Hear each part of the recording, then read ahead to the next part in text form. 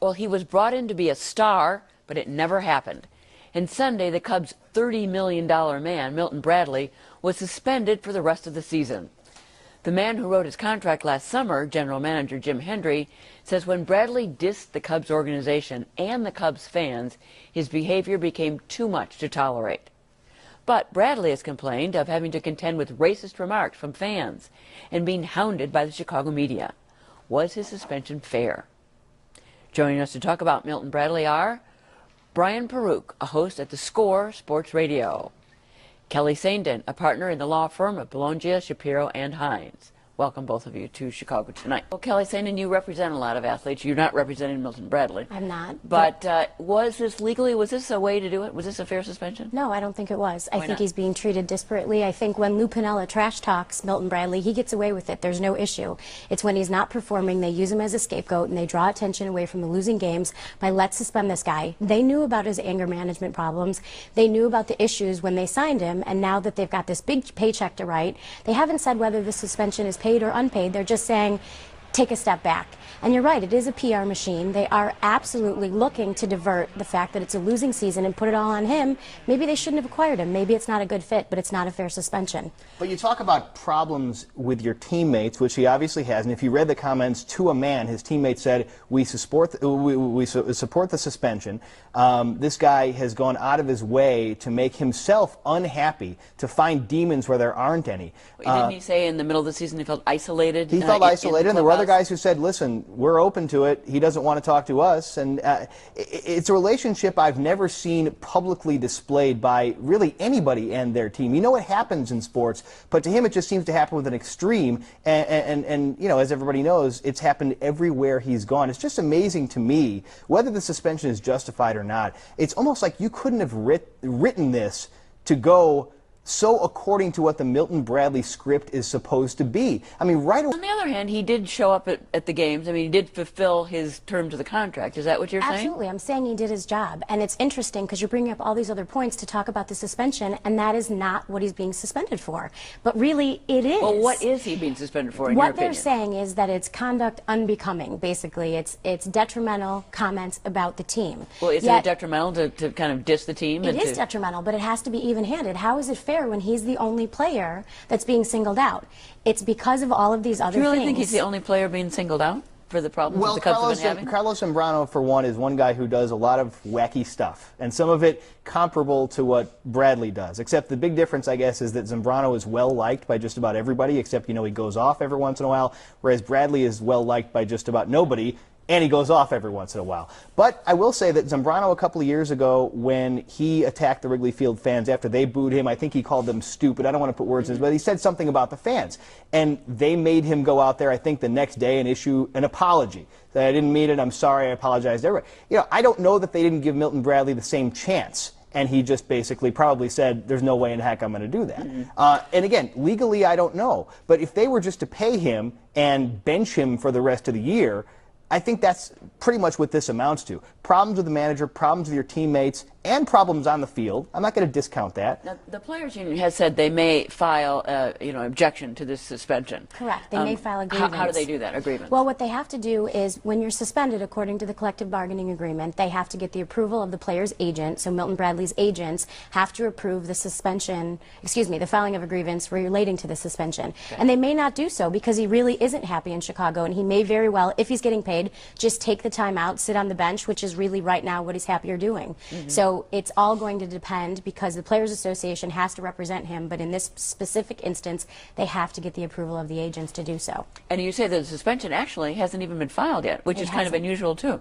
Absolutely. They went out right away and blasted the media. Like you said, they're a PR machine, and they immediately said, that's it, you're suspended for the remainder of the season.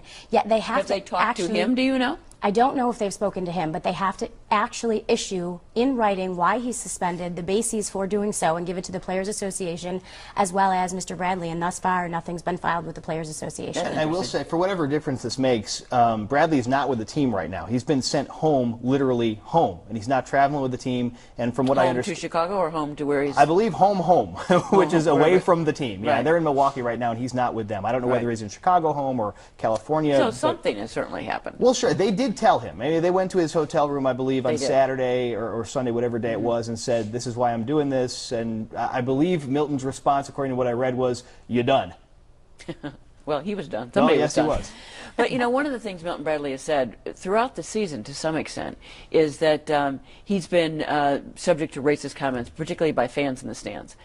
This is a pretty serious allegation, although apparently he's never actually backed it up with specific examples. Is that what you understand? That's exactly what I understand. And I'm not going to sit here, as a lot of people have, because I can't believe that there would be people yelling racist taunts in 2009 in front of 41,000 strangers. I just can't believe that myself. But I've been told by callers on the air, I'm naive, I'm crazy, yes, it happens. So I'm not going to sit here and say that I know what one of 41,000, or for that matter, one of 3 million people might or might not have said to Milton Bradley. But based on his history, and based on the fact that he always seems to find problems just about everywhere, and seems to have a real problem handling being under any kind of a microscope, it seems to me that maybe, even if there are 1 or 2 nutcases which there's no justification for it out there, you have to put up with at least a little bit of something when you're in the spotlight the way a Chicago Cubs player is. And he's obviously not ready to do that. But he's not the first person to say that, you know, there have been racist accusations thrown against him. Even Dusty Baker apparently said had, you know, talked about the hate mail he'd received, although he never really, you know, went after anybody for it. As you say, he ignored it, which is what most of the other players have done when this has happened. I mean, I don't think it's unusual to say it could have happened. Right. No, I think it's impossible to say. Yeah. No, I think it's impossible when you're in the world, when you're in a place where there's so much attention focused on you. You know there are idiots out there, and once in a while they're going to come to the surface. And I'm not justifying that in any way, shape, or form. But I think when you're a professional athlete and you're getting paid $30 million over 3 years, you have to have a little thicker skin and know that these people are idiots. I don't think. Well, why do you think this player, who had $30 million, who was supposed to be such a great player, who was clearly wanted in Chicago, why was he so miserable? Well, I think he had a bad year. I think that his game wasn't jiving, and he was off, and that he didn't find his niche. Maybe he didn't get coddled enough. He is known to be a little bit of a prima donna. Maybe he didn't find what he was looking for and hit his stride professionally to justify the salary. He's not good under scrutiny, but that is something that you do have to live with as an athlete, but I absolutely disagree that you have to have a thicker skin or put up with racist comments. You're right. It's 2009, and if you voice this, and you're not the only person voicing it, if another African-American athlete said it on the Cubs team and they didn't have these performance issues or these behavioral problems, we would believe it without hesitation. There's always issues with fans, and I agree to a certain extent that he has to live with the environment as it is, but I don't think that he was completely unjustified in saying that it's not a positive environment. And these things do happen. And if he talks about it and he asks for a specific example, his answer was, people don't believe racism exists in America. We all know that's not true. Well, that still didn't provide an example, though.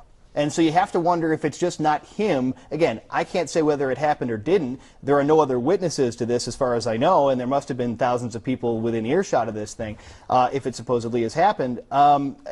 He hasn't provided examples, and I'm just wondering if he's not reading people's minds, and this is what he thinks they're going after him for, and I don't know if there's a way to know that. There's also the question of whether or not Jim Hendry should have paid $30 million for this player in the first place. Right, and that's not even a question anymore. Obviously the answer, and the first guy in line to tell you that he shouldn't have, would be Jim Hendry. And the second would probably be Lou Piniella. The third would probably be Milton Bradley. Well, how much trouble does this put Jim Hendry in? Probably not enough trouble to cost him his job. You know, with the new ownership coming in, I think they'll probably keep him around for. He's got a ownership. Do you think about this deal?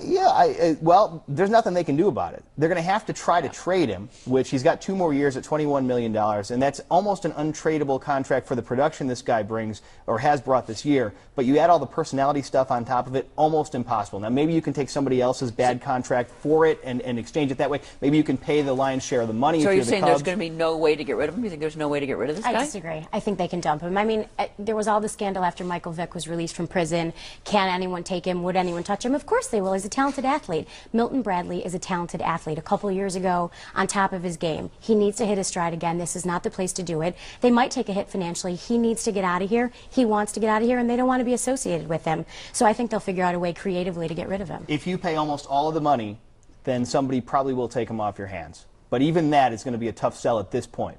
And it's certainly a tough hit for the Cubs. Yes. Agreed. $21 million for nothing? Yeah. Okay. My many thanks to Brian Peruk and Kelly Saindon. Thank you.